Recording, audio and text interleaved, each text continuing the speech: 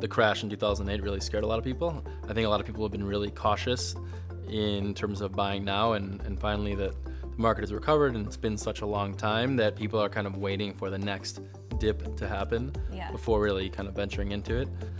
So I think that's a huge fear for a lot of people in the millennial kind of, I'm on the edge of the millennial generation, but One thing I think a lot of millennials are afraid of, speaking of fear, is the fact that we came into adulthood during or right after the financial crisis. And so we saw, people lose their homes, and we're nervous if we start investing in real estate that we could, we're not doing the right thing. How do we have some sense of security, or what are your thoughts on how you address that? So I came into the industry right after the crash, and just speaking to other colleagues, the process of buying a home has changed drastically. Before, you could basically just come into an application, you tell them how much you make, and there's no verification.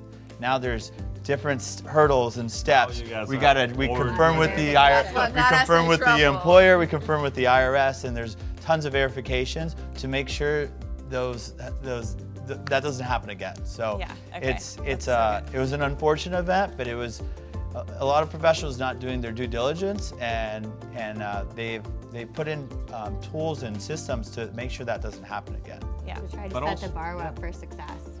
That also what happened is that the prices were like crazy, right? So it was like a boom right before the crisis, and not only was prices going up, and then loans were like just like, oh, do you breathe? Okay, you get a loan, right? Let's go. You got a pulse? Yeah, exactly. So it was that, but then when the collapse happened, if people sold right away, is because they couldn't afford it because they didn't have the income to provide that they could buy.